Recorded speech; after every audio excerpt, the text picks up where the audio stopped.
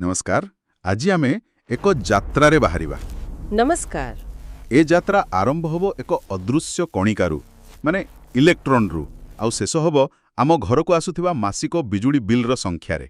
हाँ, आमे देखिबा केमिति सेही अदृश्य दुनिया आम पॉकेट उपरे सीधा सड़क प्रभाव पकाउछि। आउ एही यात्रा पई हमर गाइड हेबो ओडिशा माध्यमिक शिक्षा परिषदर 10म श्रेणी विज्ञान सिलेबस। विशेष करी तार विद्युत अध्याय। आमर उद्देश्य हेउछि एहार मूल सिद्धांत गुड़िकु एते सरल भाबरे बुझिबा जेमिति लागिबो आमे एक कहानी सुनुछे। ठीक, तबे चलंतो आरंभ करिबा सबुटु मौलिक प्रश्नरु। ए विद्युत जिनिसटा प्रकृतरे कोन? सिलेबस अनुसारे एहा हेउछि इलेक्ट्रिक चार्ज रो प्रवाह। चार्ज रो प्रभाव माने एमिति भाबंतु जेमिति गोटे पाइप भितरे पानी बहे ठीक सेमिति गोटे तार भितरे चार्ज प्रवाहित हुए। अच्छा। आउ एई चार्ज रो मूल कणिका हेउछि इलेक्ट्रॉन। एबे चार्ज को मापिबा पाई एक एकक अछि जहाकु कुहा जाय कूलम्ब। कूलम्ब? हाँ, ए नाटा सुना सुना लागुची, किंतु गोटिए कूलम्ब केते बड़ो? एइठी ही कथाटा मजादार हेउछि।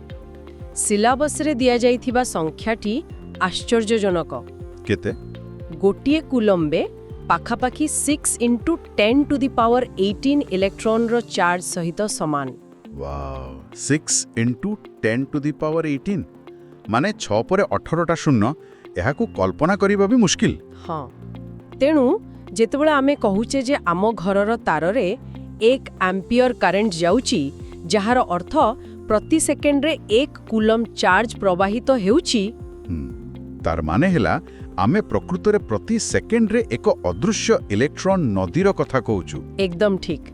एहा ही आम चारि पाखे थिबा लुकायित शक्ति। बहुत बढ़िया। तबे एही इलेक्ट्रॉन नदी जहाकु आमे करंट कहू ताहा बहिबा पई कोन दरकार?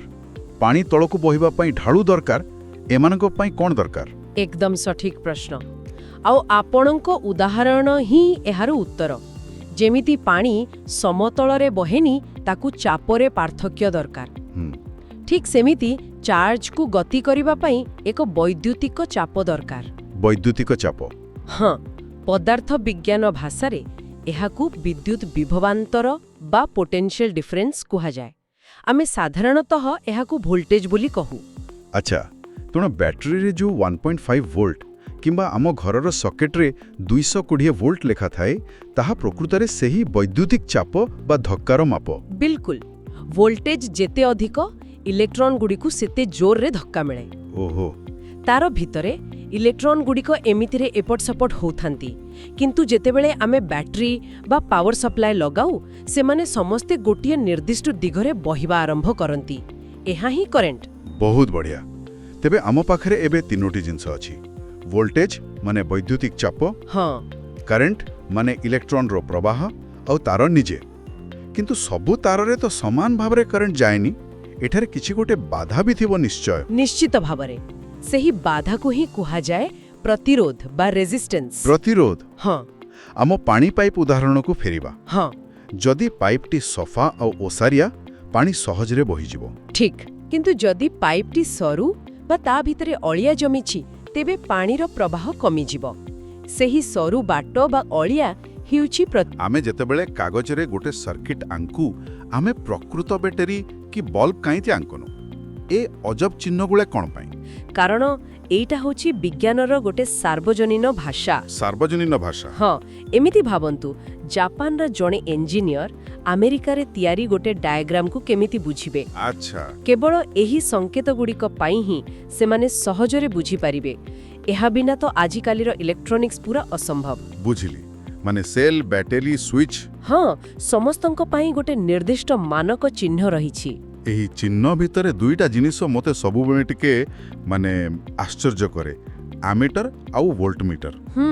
आमे सोर्स गुडी को कहूचे जे एमीटर को सबुबेले श्रेणी रे माने सीरीज रे और वोल्टमीटर को समांतराल बा पैरेलल रे जोड़ा जाए। एमती काई की? देखंतु एटा बुझिबा पाई आसंतो विद्युत को पानी पाइप सह तुलना करिबा। ओके। करंट हेला पानीर स्रोत माने फ्लो। हाँ। तेबे एही स्रोत केते जोर रे बहुछि मापिबाकू हेले आपणंकु मीटरटा केउठी लगेबाकू पड़िबो? पाइपलाइन रो ठीक मझिरे। एकदम। एहाकू ही कुहा जाए श्रेणी संजोग। आमीटर सेया करे। अच्छा, और वोल्टमीटर?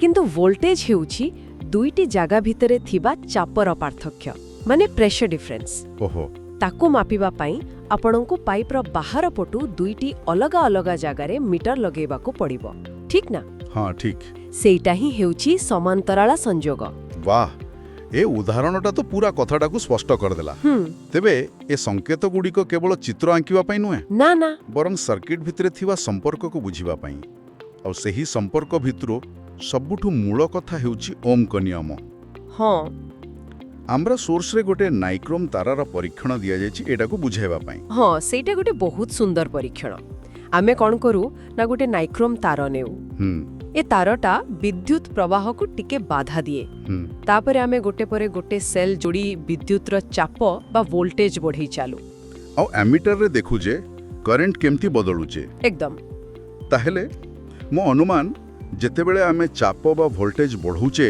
ସ୍ରୋତ ବା କରେଣ୍ଟ ବି ବଢ଼ିବା କଥା ପରୀକ୍ଷଣର ପ୍ରକୃତିରେ ସେୟା ହିଁ ହୁଏ କି ହଁ ମ ସେୟା ହିଁ ହୁଏ କିନ୍ତୁ ସବୁଠୁ ମଜା କଥାଟା କ'ଣ ଜାଣିଛନ୍ତି କ'ଣ ଆପଣ ଯେଉଁ ଅନୁପାତରେ ଭୋଲ୍ଟେଜ ମାନେ ଭି ବଢ଼ାନ୍ତି କରେଣ୍ଟ ମାନେ ଆଇ ମଧ୍ୟ ଠିକ୍ ସେହି ଅନୁପାତରେ ବଢ଼େ ଓହୋ ମାନେ ଡବଲ ଭୋଲ୍ଟେଜ କଲେ ଡବଲ କରେଣ୍ଟ ଏକଦମ ଠିକ୍ ଫଳରେ ଆପଣ ଯେତେ ଥର ବି ଭି କୁ ଆଇରେ ହରିବେ ସେହି ଭି ଆଇର ଅନୁପାତ ସବୁବେଳେ ଗୋଟେ ସ୍ଥିର ସଂଖ୍ୟା ହୋଇ ରହିବ ଆଚ୍ଛା ଆଉ ଏହି ସ୍ଥିର ଅନୁପାତକୁ ହିଁ କୁହାଯାଏ ପ୍ରତିରୋଧ ବା ରେଜିଷ୍ଟନ୍ସ ଆର୍ ବୁଝିଲି ତେବେ ଆମ ପାଖରେ ଏବେ ଦୁଇଟା ସଂଖ୍ୟାର ସେଟ୍ ଅଛି ଭୋଲ୍ଟେଜ ଆଉ କରେଣ୍ଟ ହଁ ଏହାକୁ ଗ୍ରାଫରେ ପକେଇଲେ ତ ନିଶ୍ଚୟ କିଛି ଗୋଟେ ପ୍ୟାଟର୍ନ ଦେଖାଯିବ ନିଶ୍ଚୟ ଦେଖାଯିବ ଆମେ ଯେତେବେଳେ ଭୋଲ୍ଟେଜ ଭି କୁ ୱାଇ ଅକ୍ଷରେ ଆଉ କରେଣ୍ଟ ଆଇ କୁ ଏକ୍ସ ଅକ୍ଷରେ ନେଇ ଗ୍ରାଫ ତିଆରି କରୁ ସେତେବେଳେ କ'ଣ ହୁଏ ସେତେବେଳେ ଆମକୁ ଗୋଟେ ସିଧା ସରଳ ରେଖା ମିଳେ ଯାହା ମୂଳ ବିନ୍ଦୁ ଦେଇ ଯାଇଥାଏ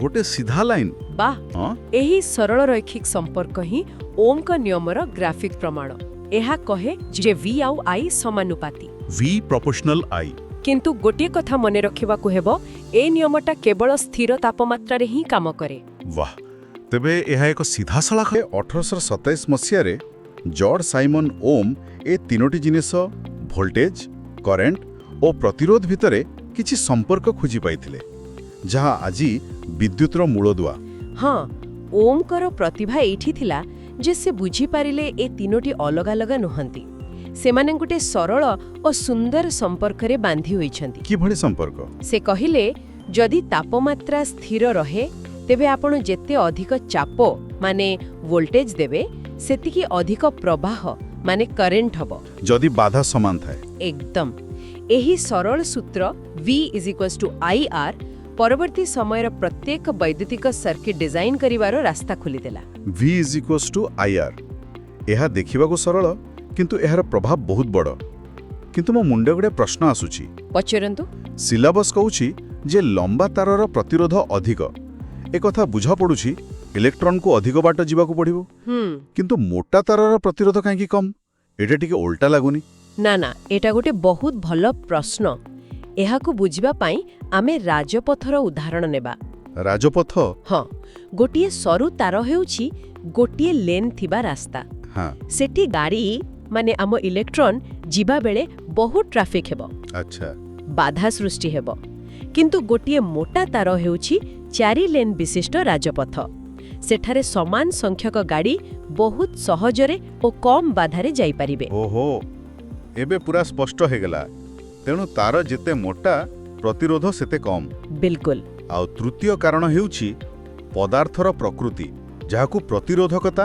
ବା ରେଜିଷ୍ଟିଭିଟି କୁହାଯାଏ ଏହା ପ୍ରତିରୋଧଠାରୁ କେମିତି ଅଲଗା ଦେଖନ୍ତୁ ପ୍ରତିରୋଧକତା ହେଉଛି ପଦାର୍ଥର ଏକ ଆନ୍ତରିକ ଗୁଣ ଆନ୍ତରିକ ଗୁଣ ମାନେ ଯେମିତି କାହାର ଚରିତ୍ର ତମ୍ବା ବା ରୂପାର ଚରିତ୍ର ହେଉଛି ଇଲେକ୍ଟ୍ରନକୁ ସହଜରେ ଛାଡ଼ିଦେବା ତେଣୁ ସେମାନଙ୍କର ପ୍ରତିରୋଧକତା ବହୁତ କମ୍ ସେଥିପାଇଁ ସେମାନେ ଉତ୍ତମ ପରିବାହୀ ହଁ ଅନ୍ୟପଟେ କାଚ ବା ରବରର ଚରିତ୍ର ହେଉଛି ଇଲେକ୍ଟ୍ରନକୁ ଜାବୁଡ଼ି ଧରିବା ତେଣୁ ସେମାନଙ୍କର ପ୍ରତିରୋଧକତା ବହୁତ ଅଧିକା ସେମାନେ ଅପରିବାହୀ ତେଣୁ ଏହି କାରଣରୁ ହିଟରରେ ତମ୍ବା ତାର ବଦଳରେ ନାଇକ୍ରୋମ ପରି ମିଶ୍ର ଧାତୁ ବ୍ୟବହାର କରାଯାଏ ଏକଦମ କାରଣ ତାର ଉଚ୍ଚ ପ୍ରତିରୋଧକତା ହିଁ ଉତ୍ତାପ ସୃଷ୍ଟି କରେ ଠିକ୍ ଅଛି ତେବେ ଆମେ ବୁଝିଗଲେ ଯେ ପ୍ରତ୍ୟେକ ବୈଦ୍ୟୁତିକ ଉପକରଣର କିଛି ନା କିଛି ପ୍ରତିରୋଧ ଅଛି କିନ୍ତୁ ଆମ ଘରେ ତ ଗୋଟିଏ ଜିନିଷ ଚାଲେନି ଲାଇଟ୍ ଫ୍ୟାନ୍ ଟିଭି ହଁ ଫ୍ରିଜ୍ ସବୁ ଏକା ସାଙ୍ଗରେ ଚାଲେ।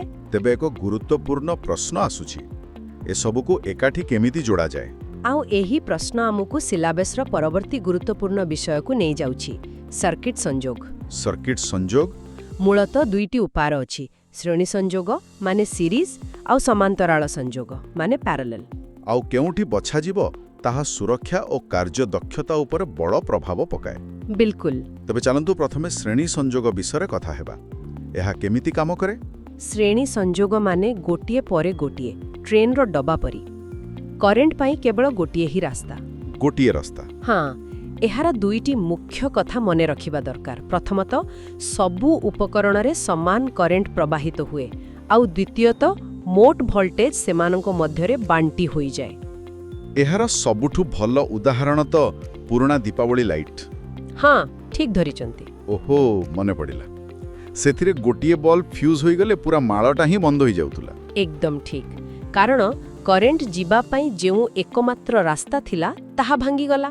ଯେମିତି ଗୋଟେ ପୋଲ୍ ଭାଙ୍ଗିଗଲେ ଗାଡ଼ି ଆଉ ଆଗକୁ ଯାଇପାରିଲେ ସେଇଭଳି। ଠିକ୍।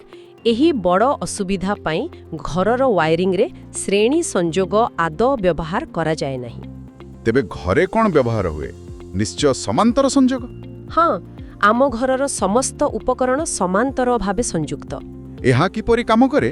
ଏଠାରେ କରେଣ୍ଟ ପାଇଁ ଅନେକ ରାସ୍ତା ଥାଏ, ଯେମିତି ଗୋଟେ ବଡ଼ ନଦୀ ଅନେକ ଶାଖା ନଦୀରେ ବିଭକ୍ତ ହୋଇଯାଏ।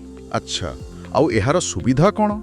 ମୁଖ୍ୟ ସୁବିଧା ହେଉଛି ପ୍ରତ୍ୟେକ ଉପକରଣକୁ ସମାନ ଭୋଲ୍ଟେଜ ମିଳେ। ଆମ ଓଡ଼ିଶାର ଘରଗୁଡ଼ିକରେ ଏହା 220 ଭୋଲ୍ଟ। ଗୋଟେ ମିନିଟ୍, ତେବେ ଆପଣ କହୁଛନ୍ତି ଯେ କେବଳ ତାର ଯୋଡ଼ିବାର ଶୈଳୀ ବଦଳାଇ ଦେବା ଦ୍ୱାରା ଏତେ ବଡ଼ ପାର୍ଥକ୍ୟ ଆସିଯାଏ? ହଁ, ବହୁତ ବଡ଼ ପାର୍ଥକ୍ୟ। ଯେଉଁଠି ଗୋଟିଏ ଫ୍ୟୁଜ୍ ବଲ୍ବ ପୁରା ଘରକୁ ଅନ୍ଧାର କରିଦେଇପାରେ, ତା ବଦଳରେ ଏପରି ଏକ ସିଷ୍ଟମ ଯେଉଁଠି ମୁଁ ଟିଭି ବନ୍ଦ କଲେ ଫ୍ୟାନ୍ ଉପରେ କୌଣସି ପ୍ରଭାବ ପଡ଼େନି, ଏହା ତ ଆଶ୍ଚର୍ଯ୍ୟଜନକ। ହଁ, ଏହା ଦେଖିବାକୁ ସରଳ, କିନ୍ତୁ ଏହାର ପ୍ରଭାବ ବହୁତ ଗଭୀର।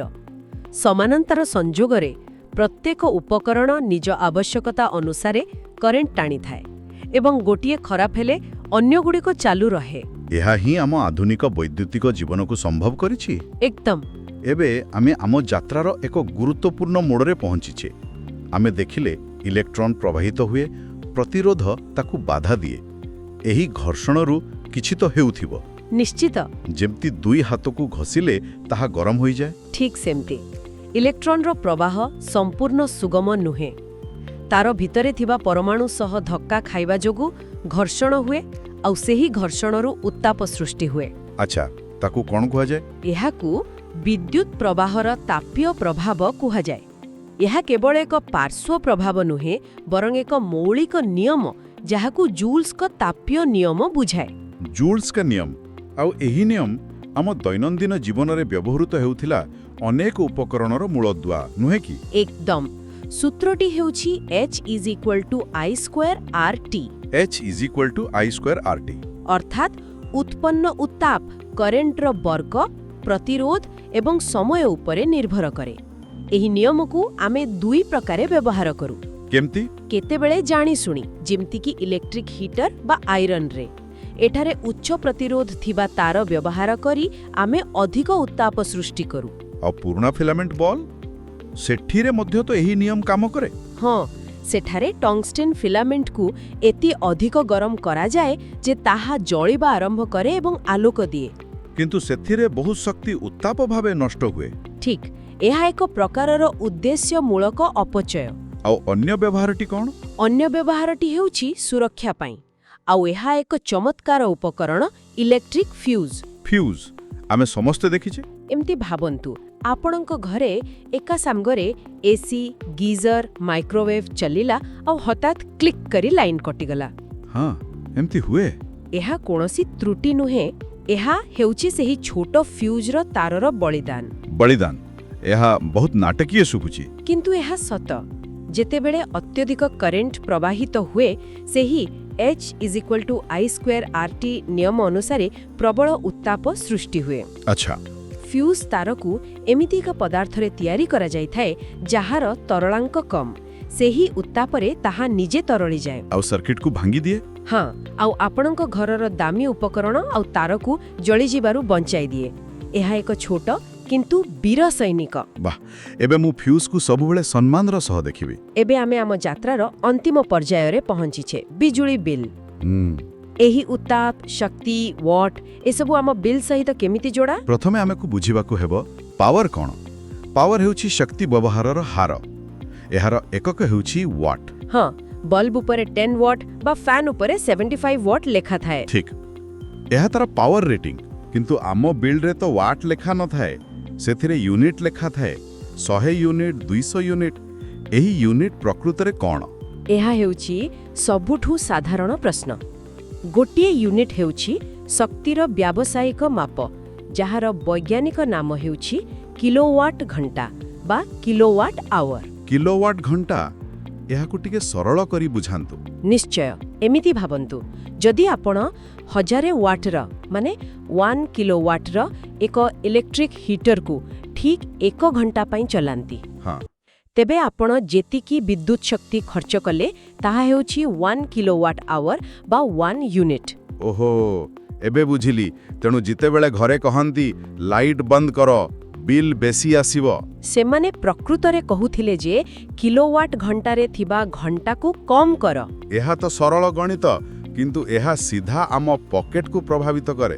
ତେଣୁ ଆମ ବିଲ୍ ହେଉଛି ଆମେ କେତେ ୟୁନିଟ୍ ବ୍ୟବହାର କଲୁ ତାକୁ ପ୍ରତି ୟୁନିଟ୍ର ଦାମ ସହିତ ଗୁଣି ଦିଆଯାଏ। ଏକଦମ। ତେଣୁ ଆମେ ଆମ ଯାତ୍ରା ସମ୍ପୂର୍ଣ୍ଣ କଲେ, ଅଦୃଶ୍ୟ ଇଲେକ୍ଟ୍ରନର ପ୍ରବାହରୁ ଆରମ୍ଭ କରି ଓମ୍ଙ୍କ ନିୟମ ଦେଇ ଶେଷରେ ଜୁଲ୍ଙ୍କ ତାପୀୟ ପ୍ରଭାବ ଦ୍ୱାରା ଆମ ବିଜୁଳି ବିଲ୍ର ହିସାବ ପର୍ଯ୍ୟନ୍ତ। ଏହି ସବୁ ଆଲୋଚନାରୁ ଗୋଟିଏ କଥା ସ୍ପଷ୍ଟ ହେଲା ଯେ କେବଳ କିଛି ମୌଳିକ ନିୟମ ଆଉ 2ଟି ସରଳ ସର୍କିଟ୍ ଡିଜାଇନ୍ ଆମ ଆଖପାଖର ପ୍ରାୟ ସବୁ ବୈଦ୍ୟୁତିକ ଜିନିଷର କାର୍ଯ୍ୟପ୍ରଣାଳୀକୁ ବୁଝାଇପାରେ।